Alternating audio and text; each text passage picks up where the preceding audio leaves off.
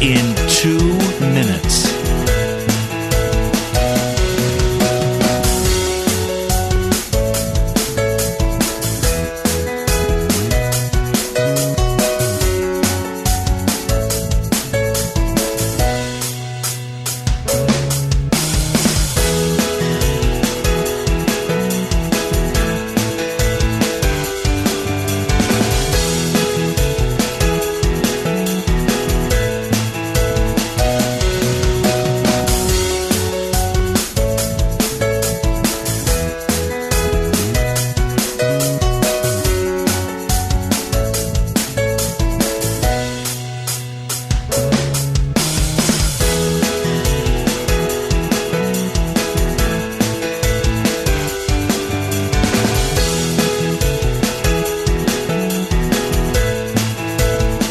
Lynn Cullen live in 1 minute.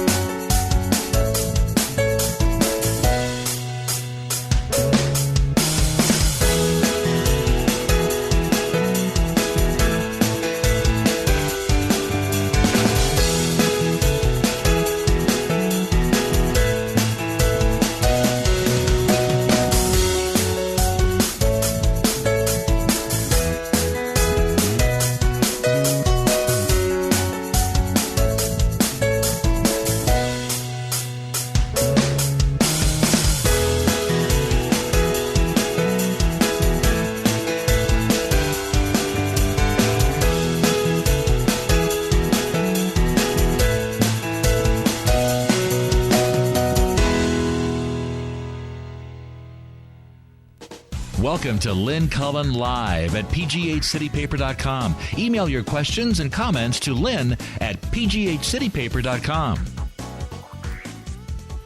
Hello there. Welcome to the program. It's Lynn Cullen Live, of course. It is, what day is it? 29th, Tuesday. The 29th? I never know. And it's a Tuesday. And I have a guest with me, as you can see, and I've been letting you know that I'm very excited about having this gentleman on the program. His story is amazing. And yet where we want to go with it is to focus on an issue which you know I care mightily about, and that is the outrageous over-incarceration of Americans and, adding insult to injury, the continued punishment of them when we deign to let them out of their incarceration. The statistic I'm always throwing out is we constitute, Americans, 5% of the world's population. We incarcerate 25% of the world's population. A punitive, puritanical bunch we are. One of those incarcerated was this guy. What a great intro. Yeah, right. This guy's an ex-con, okay? Ex-con. Yeah. Don't I look like one? Oh my God. You're supposed to be black. Yeah. Yeah. So here he is, ex-con, young, did his time, came out, and I think we should start with your story. This is Daniel Bull. Well, Lynn, thank you so much for having me. Okay. I don't think his mic is on. Oh, well, now you can hear me. Thank you so much for having me and not having my mic turned on. Thank you. What a welcome. Call me a felon and don't let me speak. It's a pleasure to be here. Thank you for caring about all of these issues. Hi, everyone. I'm not. I don't do interviews like this too often, so bear with me. But my name's Daniel Bull. I founded an organization called 068. 068 shouldn't mean anything to anybody listening unless you have been incarcerated. And if you've been incarcerated in the federal system, you will know that number. That number means Pittsburgh. So for those of you from Pittsburgh listening, where your area code's 412, think of it as a different type of area code. It's 068. And that's appended to your That's appended. your prisoner number. That is correct. So for me, going to prison, I was issued a number which I responded by. I wasn't called Daniel. I wasn't called Bull. I was called 330-61068. Well, that seems a little much. It's actually a real, big breath. It is. But stop and think. So for the guards to have to say that every time? Yeah. And sometimes they would abbreviate it, right? And you get to know the guards, and it becomes, a little society in there. And, when you're on a good playing field with them, they'll call you by your last name. Hey, Bull 068, get over here. Not that there were other bulls in my prison. But so 068, it's a terrible thing to have, but it meant homeboy. And it meant protection.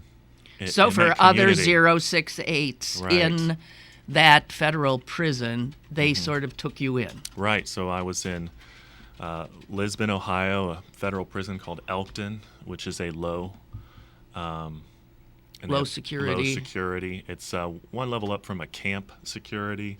So it's pretty. It's actually a pretty relaxed environment. No, there isn't tennis or pools or anything like that. There actually is barely a library, but. It ain't the country club that people talk about. Yeah. But was it white-collar criminals? Some. I would say about 5% were white-collar criminals, and the rest were all drug offenses, of course. That's really what it was, drug offenses. It's all drugs. It's all drugs, and the feds prosecute a lot of child pornography. Yes. So there were wings of this prison devoted to child porn people. And they're kept segregated. Pretty much for their own protection, but at the same time, you eat in that environment with everybody, no matter their. And if you have a problem with that, then you're gonna have a major problem. So. Well, I don't want to interrupt your story, but I will. Well, that was kind of a breakdown. I'm going with just stream of conscious here, but I was charged with a white collar crime. That's what I was going to do. And the white collar crime was? Well, it was officially mail fraud, where I misappropriated funds, basically pulling funds in and out of different escrow accounts to make payroll. That's sort of like Ponzi scheme. I was going to say sort of Bernie Madoff-ish. Yeah, he's a whole new level. But I was taking from my closest friends the accounts that I held dearest, and I thought, in doing so and keeping my company propped up, that I was really protecting them. I had all types of lies that I had built around this crime. But eventually, I had a complete nervous breakdown and stopped shifting the money, stopped making excuses, stopped calling back my closest friends who had really strange concerns about their statements. And eventually someone turned me into the State Securities Commission, which led to this Federal Securities Commission, which led to the FBI, which led to the postal inspectors. And eventually everyone was fighting over who got to send me to jail. How old were you? I was 26 years old. Wow. And that young, and you'd already built up that kind of a company with that amount of assets? Yeah. I had great business partners, and I had wonderful connections, and I was kind of seen as a young, hot, up-and-coming guy, and so that just brought in more opportunities. I was in all the right networks and angel groups and venture meetups and entrepreneurs, and that's who my friends were. But what they didn't realize is I had built the entire company off of a lie that I myself was a successful entrepreneur, until I made it into a reality and then proved that I was propping that up. It's just all layered into the fact of the matter was I was a liar. And in those lies, I eventually couldn't hold it up anymore, and I just got tired of it, and found myself in prison, where I got to really get to meet the real Dan Bull, and what I stood for and what I represented, and I didn't like any of it. And then something really crazy happened. I was in prison where I thought I was going to be nervous and scared. I thought I was going to be under constant pressure and danger, and instead I found some of the most genuine, authentic, intelligent, innovative people I had ever met. Wow. And it very quickly, I realized, oh, wait, I'm someone who's going to be released. I'm still going to have an education. I'm still going to have actually some form of network and opportunity. Yeah. I'm going to be having a second chance and these people who I just described, how special they were never even given a first chance. They came from the broken street, a lie unto itself that you can go out there and sell dope and you can become these mega real estate tycoons and so on, and eventually stop selling the dope because you made enough money. So it's the lie, the street lie. You do it for a little while, and then, but they weren't even given any shot because they did that out of desperation.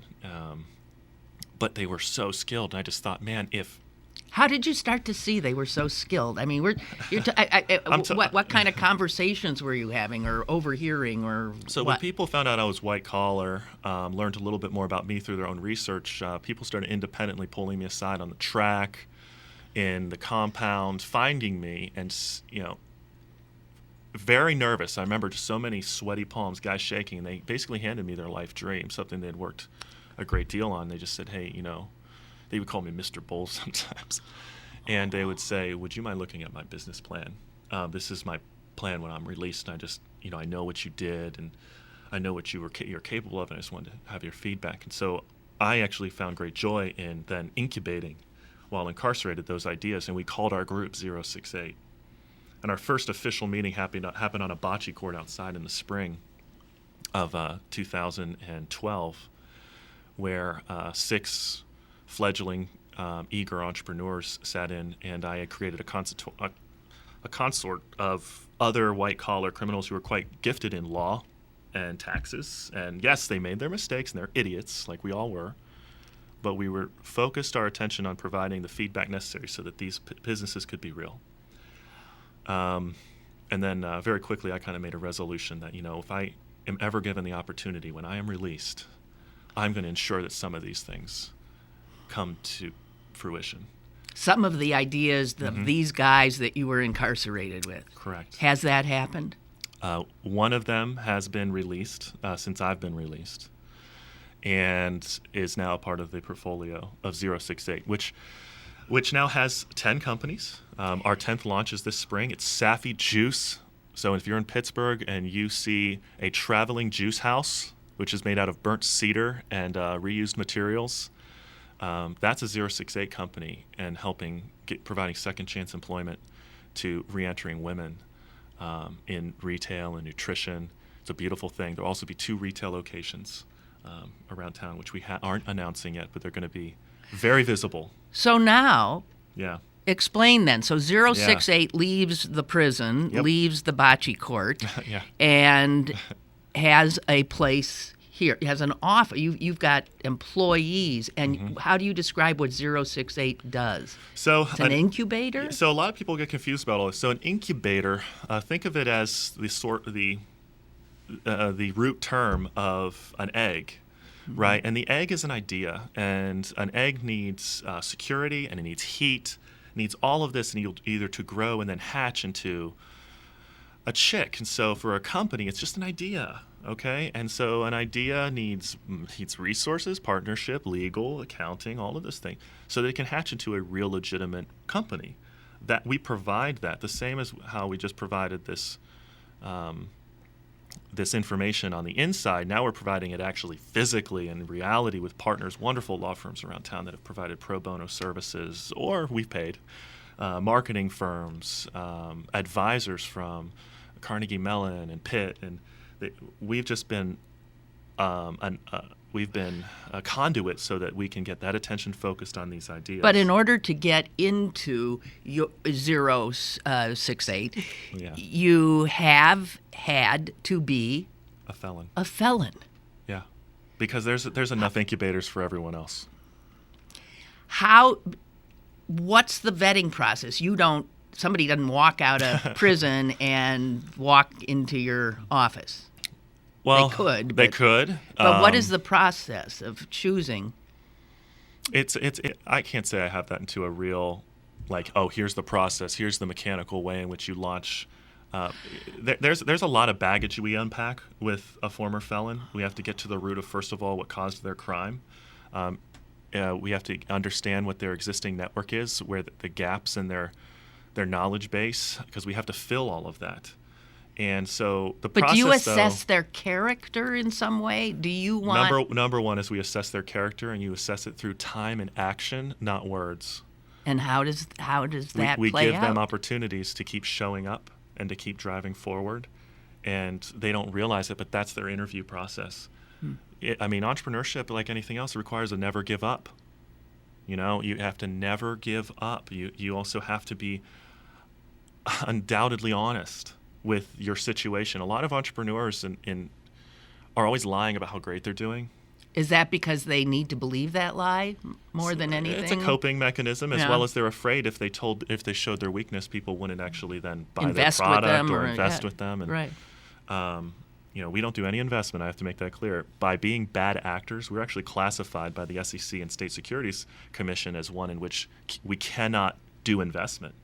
So we're really just a collaborative of partners. So you're not giving money to any of these but I'm things giving that value. You launch. But I'm giving value through the time and the services and like our Southside warehouse. We have 20,000 square feet, 5,000 of which is co-working space. So I can provide this as a partner for them. Yeah. As long as I'm actively involved and all others are actively involved in the business, it's not a security. But if you start handing over money saying, I got some stock and with the anticipation of receiving a dividend or maybe an acquisition, that you can't do. We can't. So we've had to survive differently, which has actually created in my opinion, it's created the stronger incubator. It's created the stronger businesses. It's to all of our benefits to continue pushing on. I find myself selling products from 9 different companies all day long, right? I run into somebody, and I'm just like, oh, you're composting? You need to meet Green Wish over here. I was just in a meeting this morning. Well, tell us about some of these. So there's a composting. So we have cybersecurity in Codex. So if you're looking to have your network fully secured, or you want to understand your company's exposure to hackers and potential data breaches, they were the ones who once did that. They used to hack. Now they've gone over to the secure networks, and they show vulnerabilities, and they have wonderful clients around town. Okay, so that was a white-collar crime. Give us some of the drug guys who have managed to come out. So my number one shining star example is a gentleman who was a 20-year crack cocaine dealer, then spent 10 years in prison, and so was released at 57 years old and had never worked a real job in his life. But inside prison, he was granted an opportunity, which is rare, and he learned composting. And he loved it. He loved measuring the pH levels of the soil, balancing the raw within the dirt, and the whole thing made sense to him, and the business made sense to him. The business was, I go to a restaurant or I go to this location, and they pay me to take their refuse. Stuff away, yeah. Then I mix it and I turn it and I shred it, and someone comes and they pay me to take it back. What a great He's like, I got that. And so what he needed a truck and he needed a land lease and the proper permitting to get started. Those are complicated for one without any education or understanding of due process. Well, we did that for him. And within 2 weeks, he was fully employed. It was amazing. He was taking the skills he knew from the street and the hustle, and he's applied that, and it's been the most exceptional. Green Wish. Green Wish, folks, if you need some compost. Yeah, if you need some compost. And if you need some, I'm sorry, we're actually expanding to a new location because he has more business than he knows what to do with. He has more refuse than he knows what to do with. Let's talk about the reality of most people who sold crack for 20 years and get out of prison in their 50s with never having had a real job. What are the chances? What do they face? Well, they face a lot of mistrust, and they face a tremendous amount of barriers because no one gets a job without the background check now. Before, not so long ago, you used to be able just to go to a town and start all over, right? You did. And that's what felons did. They said, I burned every bridge and I'm embarrassed and everyone knows I'm a criminal over there, but I'm going to go to this new town and I'm going to start new. And you never hear from them again. They never created a new crime. They moved on with their life. Well, now, with the access of information, you can get a background check for $5 on any, or maybe even free, on anybody in moments. And so the option to, let's say, just not talk about it is gone. And so society's access to information has not kept up with our understanding of the problem. So we can access and find out that, wow, man, everybody has a criminal record. In fact, 33% of our adult population have a criminal record. 1/3. 65 million adults. But this has to, if 1/3 of Americans have a criminal record, it means something is wrong with our laws that make us all criminals. And some of it, and some of it not. Some of it, but some of it not. But yeah. Obviously. We have a system that is like anything else. It's a reward system which rewards prosecution and rewards incarceration, rewards how many hours we're given in sentencing. It shows action, right? And so 65 million don't represent everyone that's been in prison, but that accounts for assault charges and DUIs. And, it's amazing. The difference between a DUI and a vehicular homicide is just luck. Yeah, exactly. And one's a murderer. Yeah. And one's just, that idiot. Yeah. Who likely goes on to do it again. And does it again. And so there's this fine line that a lot of people face. Even in regular business, a lot of people forget that I'm very sensitive to one who wants to do anything outside of the law. And before, it was quite gray when I was in business. A lot of people, we do this and this. And I was a part of that club. And now I'm on a part of a club where I have people on a pretty consistent basis suggest something quite gray outside the law. And I'm the one who says, well, that would be intentional and that would actually be criminal if that were ever found out. People, it's just a strange world we're in right now. Do you ever think that going to prison was the best thing that ever happened to you? I 100% know it. It created a better marriage. I have the privilege of being one who lost everything, including my family, and had it returned back to me. So my wife and I remarried, in fact. I've been a better husband. I account my success not based off of my bank account, but the lives in my life. It brought a lot into perspective. I tell a lot of people, man, if you didn't really have to screw up and hurt people, everyone should go to prison. It reprogrammed me, really, truly did, in a good way for me, but for others. Let's talk about the reality of what prison does for most people. It destroys their lives. It destroys their lives. And we just don't have a very forgiving society. The statistics are, if you're released from prison, 75% of you in your first year have remained completely unemployed. What does someone do for a year when they're completely bankrupt? Well, they might steal something. Yeah, they might. Or they might go sell something that they shouldn't be selling. Yeah, they might. Because you got to eat. You have to eat. And the pressure, and I experienced this, and I thought I was going to suffocate. The pressure to perform when you're out. For some, it's a condition of their release. Get a job or go back. But no one will hire you. How do they tell somebody to get a job when no one will hire you? And just feel that pressure. I cannot explain it. And, it's bizarre. But it all makes sense at the same time because there's a lack of information out there.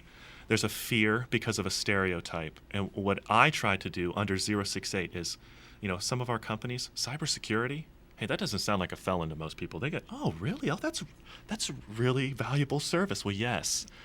We also have a medical device.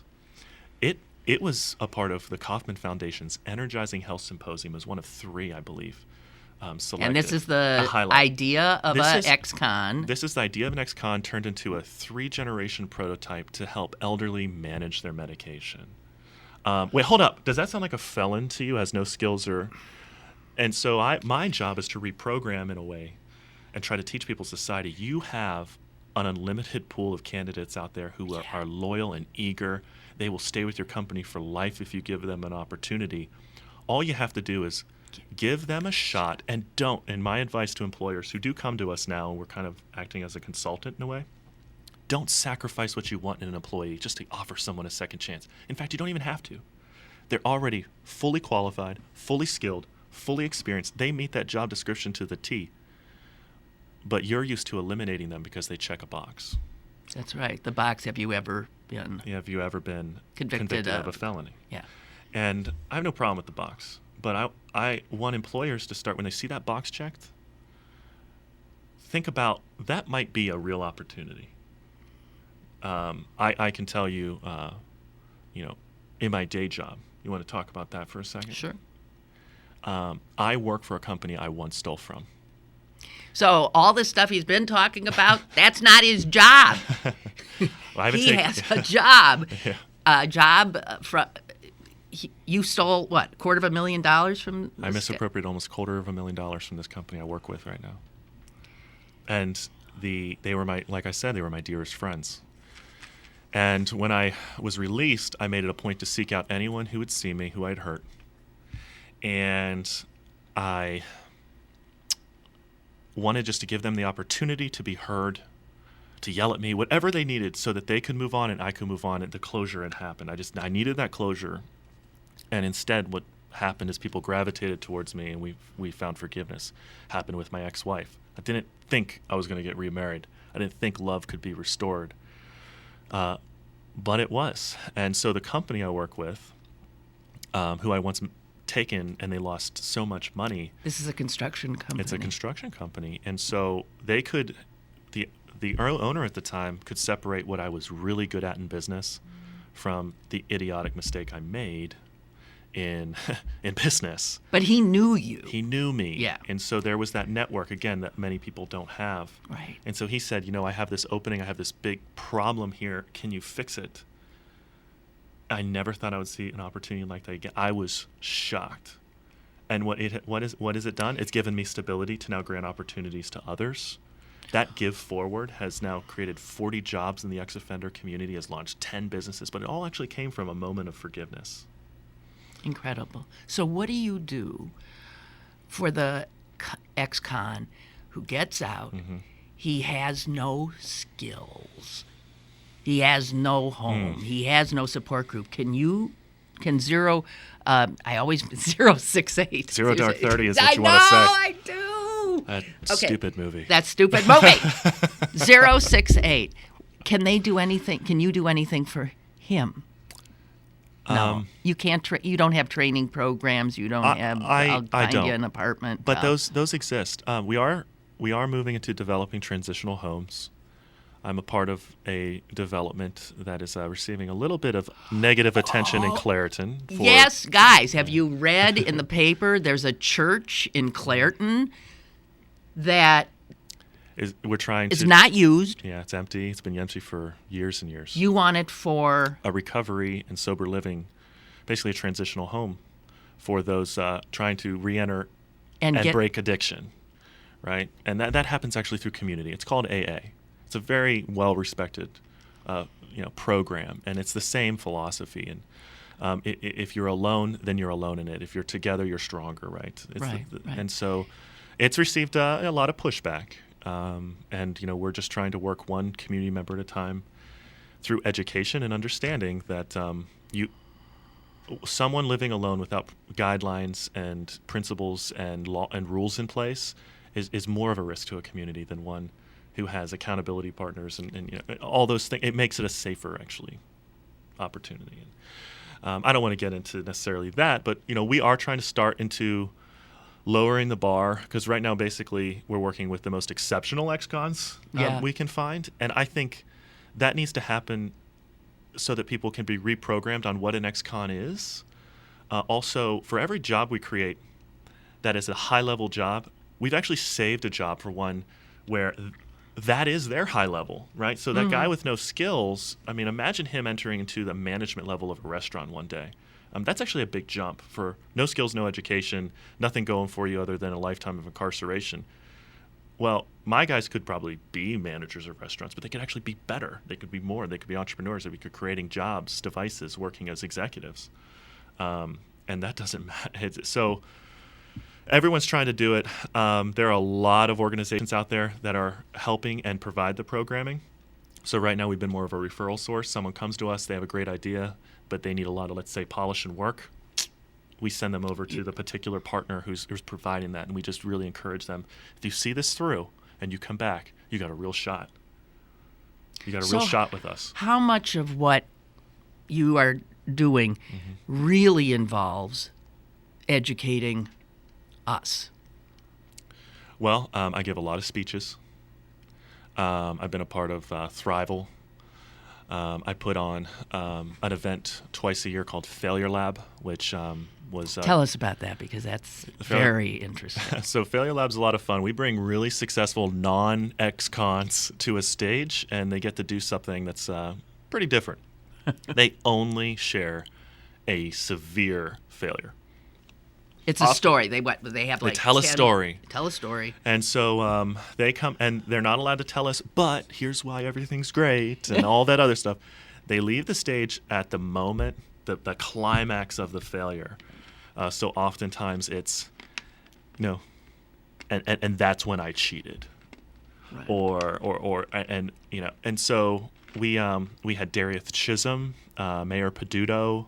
They've done it. Kevin Sousa were all at the last. They've really? Yeah, really? And it was just it's an exceptional time, and it allows the audience then to crowdsource, and we tweet and everything, the lesson.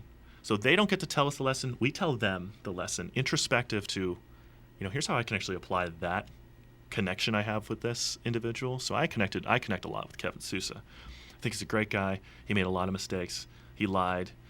Yeah, he's cost a lot of people money. He's cost a lot of people money. This is the restaurateur. Yeah, but at the same end, he's come to amends, and through that brokenness, now he's in Braddock, really trying to make it happen, and it's real.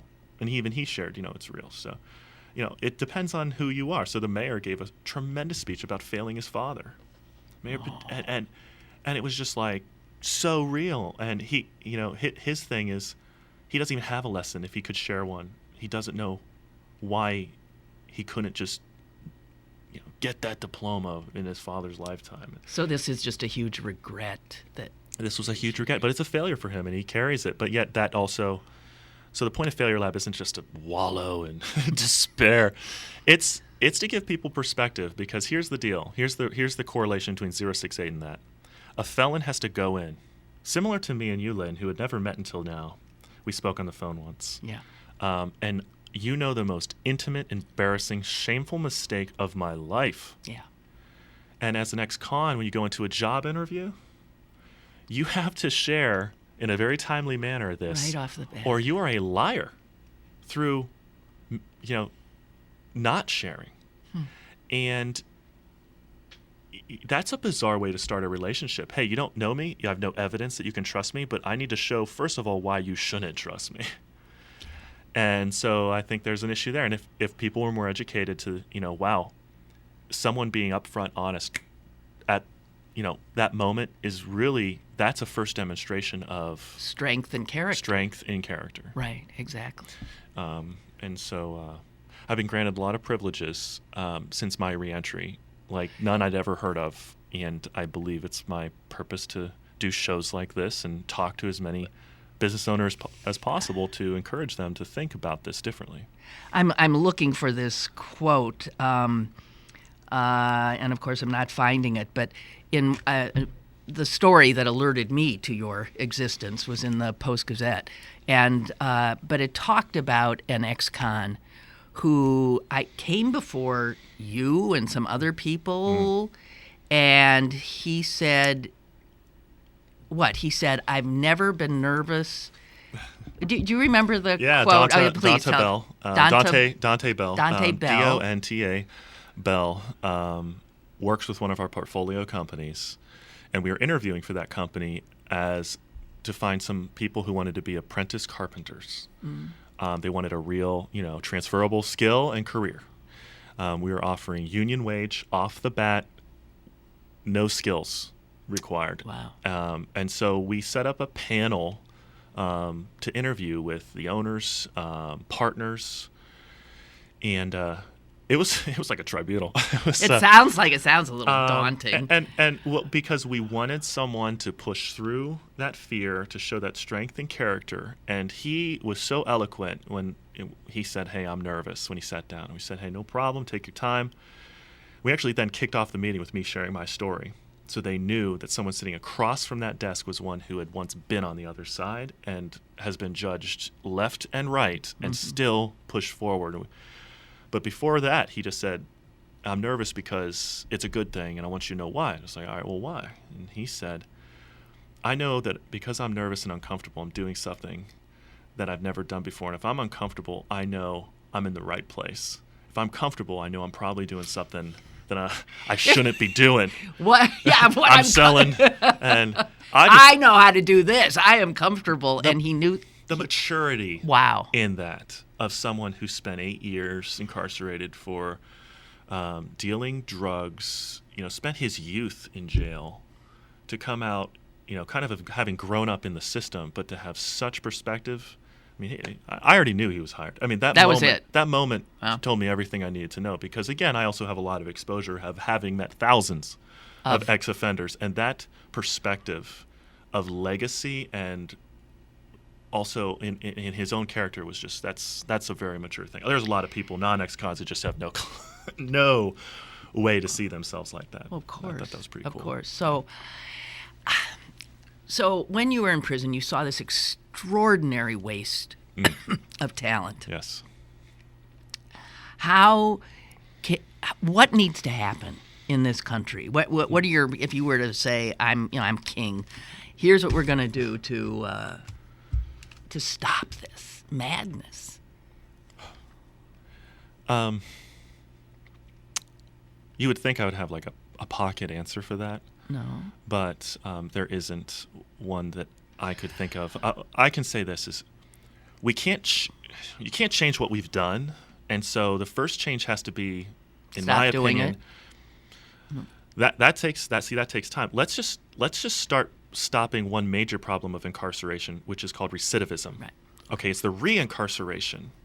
Okay, how we treat those of lowest means in our society actually tells everyone about who we really are. Okay, if you're going to have 75%, the same, it's 77% actually, is the recidivism rate. The recidivism is the rate in which those within 4 years end up going back to prison after release for a new crime or breaking their parole, probation, supervision stuff, yeah. rules. Yeah. Okay, Yeah. And so everyone has their various rules depending on whatever their crime was. Right. And so that in itself is a major issue with incarceration. That if we're releasing 6,000 and that's 6,000 a day, and we're sending 4,000 back, there's the problem. And so we, without even changing any laws and regulations and things like that, can actually prevent a significant amount, like more than 50% of our incarceration problem right there, by just helping to create opportunities and awareness that prevent them going back. Which means when they get out, what is it they need that they're not getting? 3 things are essential, in my opinion, to prevent recidivism, and I think a lot of experts agree. It's not just the job. It's safe living environment. Safe also means like secure. Okay, so if you're afraid of being kicked out every day because someone's going to find out you lied on your application because you had the lie, because you were homeless. I mean, a safe living environment, a positive community. Okay, you send someone back to the same community they came from, they're going to get into the same things. But where are they supposed to go? That's the only place they've ever been. There's a thing there. So why is it that in our programming we don't have any form of support groups? So 068 is, in many ways, just a support group. We have meetings with non-entrepreneurs. They don't work within our companies. We just get together and we talk about things that are progressive in our lives, such as forgiveness, working on that resume, talking about politics and life and the problem. More felons care about this whole problem than anyone else, right? So it's we see it as it's on us to change this more than it's on just society to deal with our baggage. We have to change ourselves. So the most beautiful thing of 068 is this. All of these companies, all of the education that we're doing inside prisons, all of the support groups and circles, poverty alleviation programming, and so on, is all supported through the for-profit distributions of companies run by felons, meaning it's literally felons funding and supporting felons and no one else. And so we are trying to be that. And locally here to Pittsburgh's lucky. You have, I think 068 is the most innovative and socially responsible, felon reentry organization out there right now. And I don't mean that to be prideful. I mean that actually that should oppress people because. Are you being copied in other places? We're being called by a lot of places asking us, how do we copy this? That started this year because of the press and a little more awareness.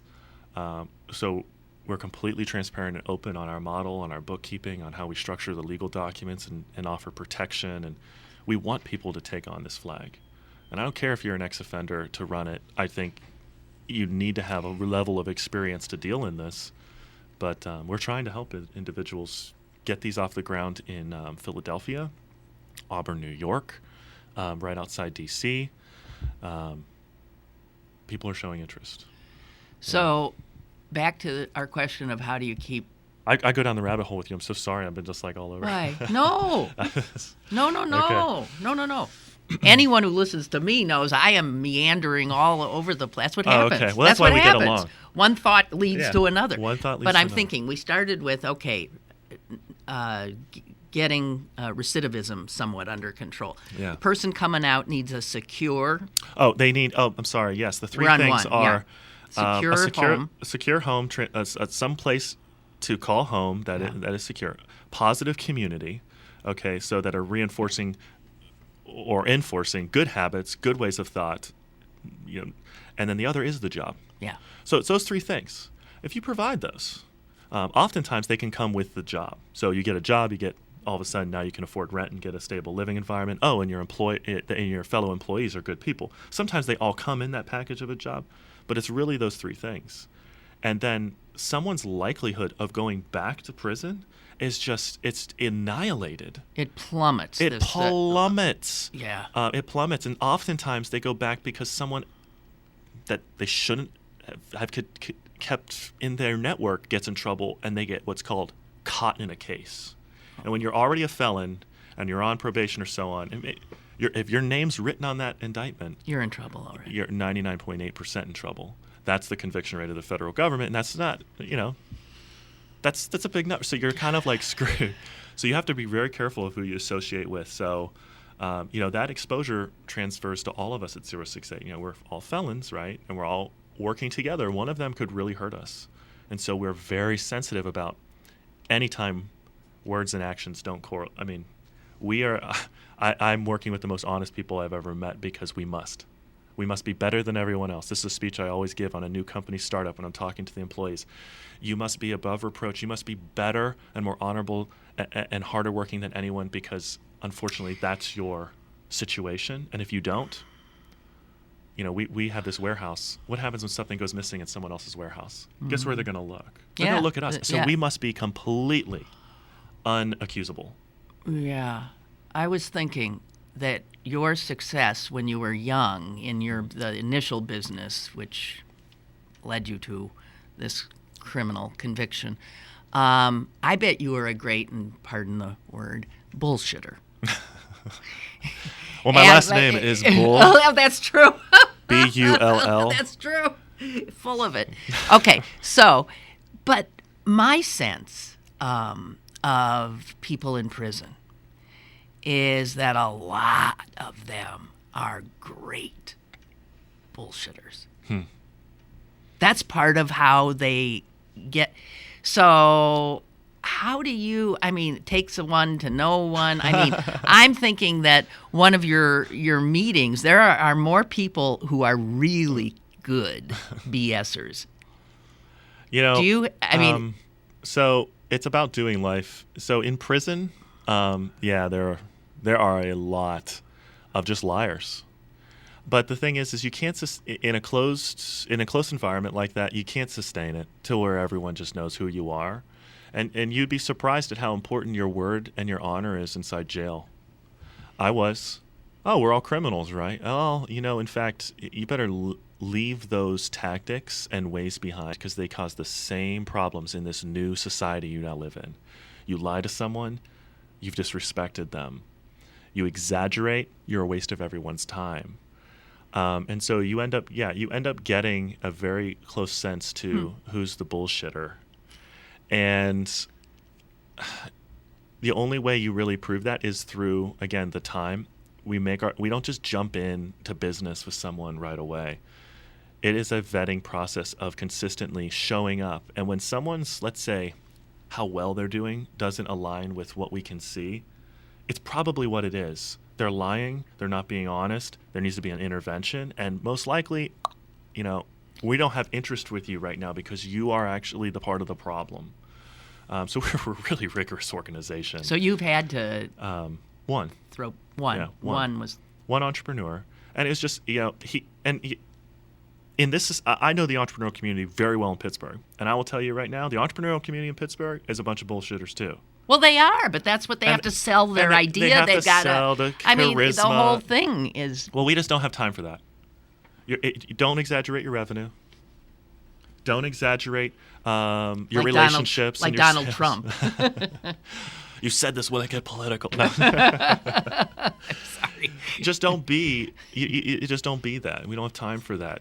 I understand that someone with that pedigree from CMU or Yale or Harvard, they know what's expected of them, so they must always be killing it. But we don't have that privilege, and so we must just be honest. You just said the word privilege, and I want to ask you how much you think that your white skin afforded you a better chance than so many of the people you knew in prison. Well, or not. The race in which I was raised and the economy in which I was raised by two successful parents with doctorates, right? So I was granted all the privilege to have privilege. Mm-hmm. Okay, so I was in a family that could afford college, so I went to college. That's a big deal. I had them also in my life when I was released. Okay, so all of that, yes. You had a stable I will tell you now. I mean, I work very closely with the federal probation office here. In fact, they sit on my advisory board now. And we have a lot of and they will say my release and reentry is one like none other. But in that, I think it's continued on because I allow myself to be an example and a bridge for those who do not have all of those things I had in place. So what 068 is, it's that homeboy. We're going to protect you and we're going to provide you these things you don't have if you can just do two things: be honest, show up, and I will tell people it will work out for you here.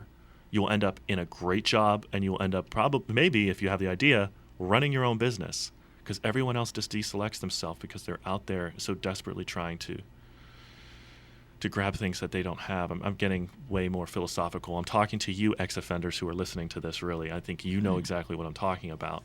You don't have time for that.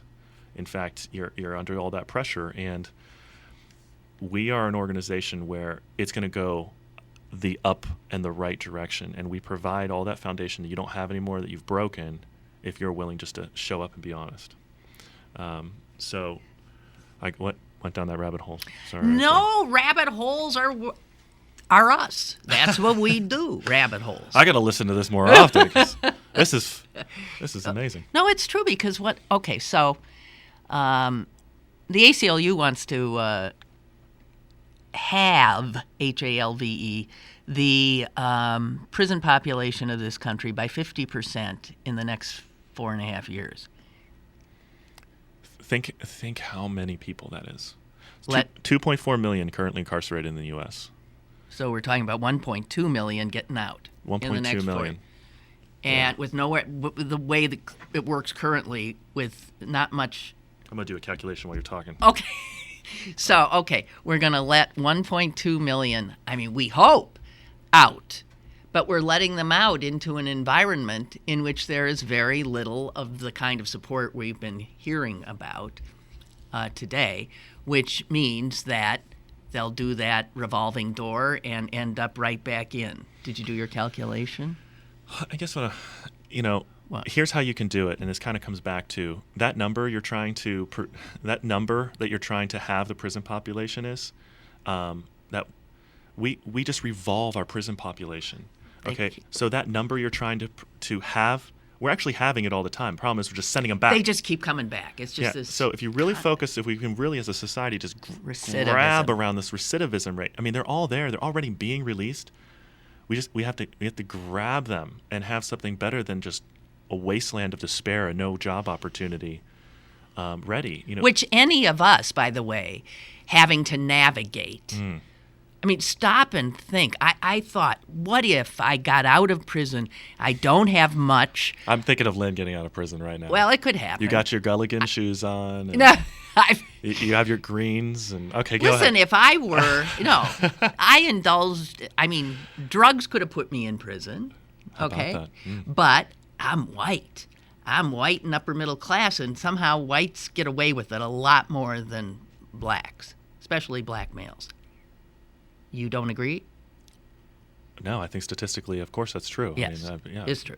So I'm just saying, but if I got out, I could no more handle the constant rejection. You imagine if I thought, I'm going to get a job, and I go, and I keep trying and trying, and no one will open a door. Yeah. I can't even find a place to live. I can't imagine. I'll tell you about my experience. So here you have me. Man, I have all the prerequisites for reentry. I went to, so before I had my opportunity, okay, for real employment, I had 3 different jobs offered to me. I went through the interview process where I filled out the application. I, on the application, wrote my crime, okay, and I was still asked into an interview. And I met with the local organizations. I'm not going to name the companies on this, but I will say is they are substantial, big companies, and the first one was the first one that broke my heart, in which I met with the management. I just kept repeating my story. I was trying to be as honest as I possibly could, and it resulted in a job offer. I could not have been more excited. They offered me minimum wage. Couldn't have been more excited. I just wanted to just have something to get a start.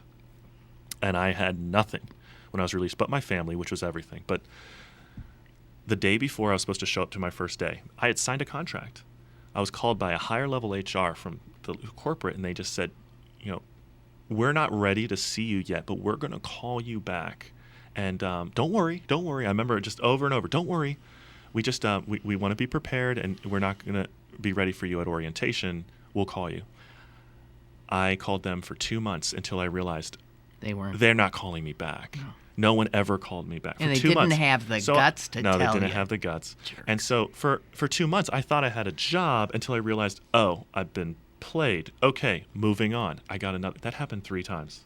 That exact scenario. Where you actually were given the job, and then somebody higher up someone pulled from it. higher up. Because a lot of this is more about policies that are antiquated, outdated, not reviewed, because Yes. they're just passed on from one head of HR to the next who inherits the former policy, and they don't want to change and rock the boat. But there's no, if you ask, well, why don't you? You'd be shocked at how just unthought out those answers are of why they don't offer ex-offenders certain. I mean, there's no point. There's no reason. Is it really a risk? There is a movement called Ban the Box. Yeah. Mm-hmm. You know about? Yeah, I do. you I know it. about it. Yeah, sure. And it is meaning get that off your application. This have you ever been? Get it out of there. Yeah. A lot of employers, strangely enough, are. Do you know? I read Coke Industries, the horrible Cokes, the KOCH Cokes, the horrible Coke Industries people. They support Ban the Box. So, here's my position on Ban the Box. You ready for it? This is from a felon who has to check the box. Oh dear, he's going to say he I don't care shouldn't about ban- the box. And in fact, banning that box, if you haven't already internally changed the hiring policies, has wasted everyone's time. I now, as an ex-convict, have to spend the money and resources, which I have very limited of, to go to an interview in which when they find out at the interview I have a felony, their policies haven't changed. They just didn't have it on the application. Oh, I thought Ban the Box meant it's not just on the application. It's not in that's our all it is. policy. You're allowed. No, Oh. you're allowed to have any policy really you want. I mean, yes, they talk about discrimination laws and so on, but let me tell you, when you have a felony, a company can think of a million different Sure. reasons of why. Sure. Oh, you can't perform this because of trust issues or you can have a policy to not hire an ex-offender all day long. You have to frame it in a way that isn't discriminatory, of course. But that's just a game. So if they're banning, like in New York, they have banned the box. But if the employer's not ready to make that hire, you just wasted everyone's time. You mean they by law have banned the box? New York City, correct. Mm-hmm. They don't don't allow have the them box. to ask the question. They don't ask the question. So you just have to find out through the background. Hey, Mr. or Miss Candidate, we have a background check. Yeah. And it's a policy of this company that we do not hire ex-offenders, just so you know. I mean, there it is.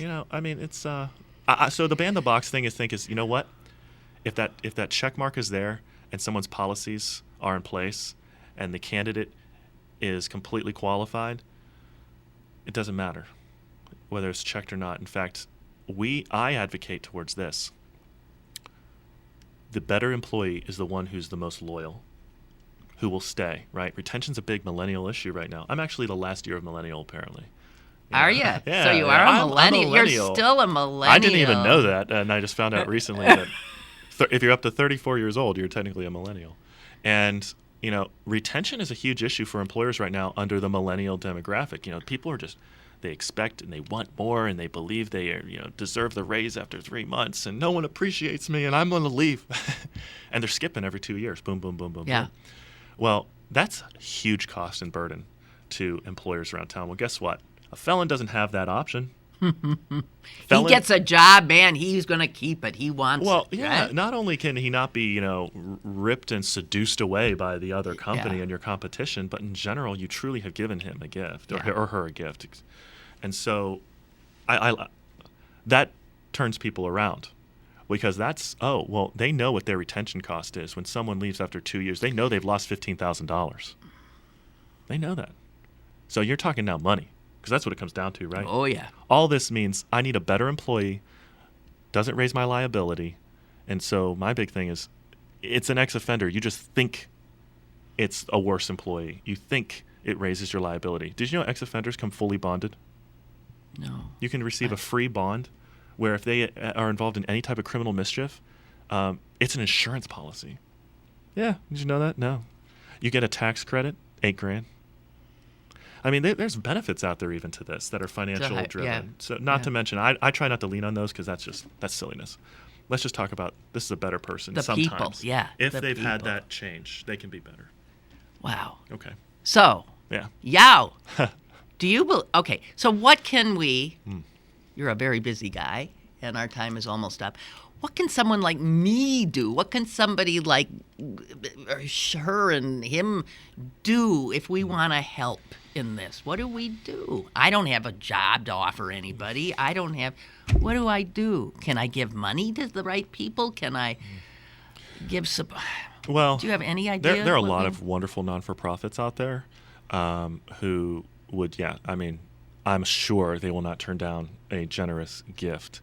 But you're doing a lot right now. You are given a microphone, which has created an audience in which you can start working on the hearts of this, phantom listeners you have out there. Whoever they are, whoever you are actually the solution.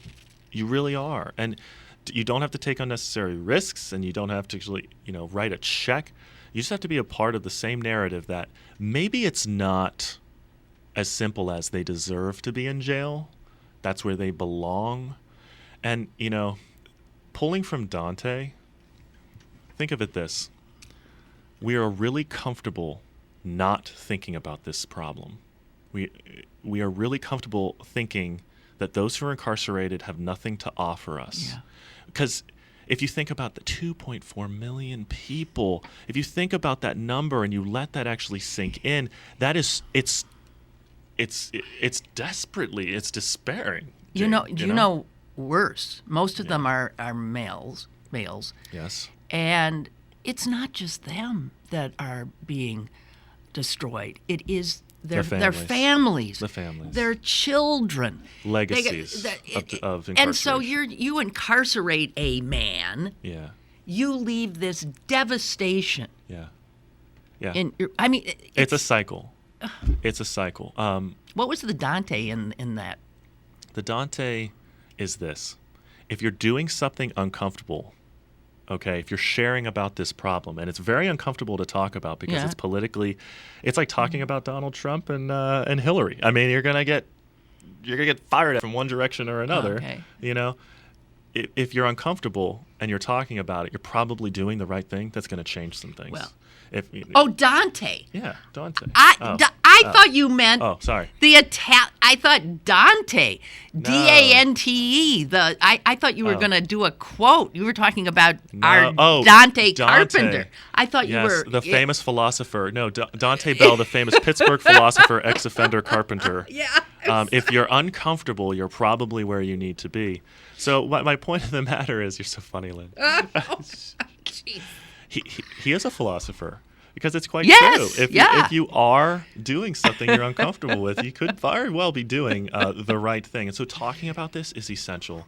And, not letting it be okay that this is how it is. And, I've been told statistically that sharing this message, let's say on social media, that if you see a message like this or an article that is really written in the proper direction of reform and change, if you share that, you've done more for it than writing a check, as long as people keep sharing. Really? Yes. I guess it's all about influence and power. So I'll leave it at. Geez, you just can just keep talking about it. You can just tweet something. Yep. And hang on to the money. You could, however, tweet something and also write a check. That's what I'm going to suggest. The checks come. We're about results. We have a 0% recidivism rate at 0.68. We are statistically impossible. So I know we're doing something very right. What do you see happening in the next 20 years with you? You're going to stay with this? Well, we're doubling in size this year. That's already in plan and in motion with Safi Juice and launching. I don't know what could happen in 2 years. I might get more into policy. Right now I'm just trying to deal with the aftermath out there and create opportunities. You've been out for how long? On July 8th, it will be my 3-year anniversary. Wow. Wow. Yeah, it's been a lot. A lot has happened in a very short period of time. Mm-hmm. It's been like a rocket ship. Mm-hmm. And so I'm now a partner and equity owner of the company I once stole from. So anyone out there listening, trying to change their lives, there is literally, it sounds so cliche, there's nothing impossible if you're pure of heart and mind. But you were saying before, like the failure thing. The moral is not so you can steal from your friends and then just do, not even a little time in prison, and then you come out and you become a partner. That's not going to work that way. No, that's not. That's an impossibility. That's impossible. Apparently not. Well, yeah, statistically, I'm telling you, it's impossible. It's just not something you want to try to replicate. You don't have to. There's easier ways to get this way. Okay, so 068. It means the Western District of Pennsylvania. Yes. That's what the feds think of it. And if you're in a prison, and if you ever end up in prison, you're going to have 068. You are. At the end of your name. But when you get out, it'll mean the same thing it meant on the inside. It'll mean protection, safety, community. Wow. Thank you so much for spending time with us, because, you're a busy guy. This is a pleasure. You're giving me too much credit. Oh, So, Daniel, people call you Dan? Daniel Bull, yeah. Daniel, DB. They call me lots of things. Daniel Bull, ladies and gentlemen, the founder of 068 and then some. Thanks so much. Susan joins us tomorrow, and have a great day. Thank you. Thank you. What?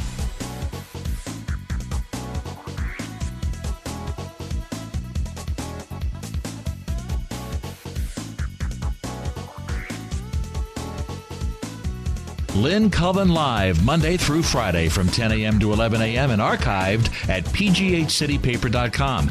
The opinions expressed on Lynn Cullen Live are those of the host and do not necessarily reflect the viewpoints of Pittsburgh City Paper, Steel City Media, and its advertisers.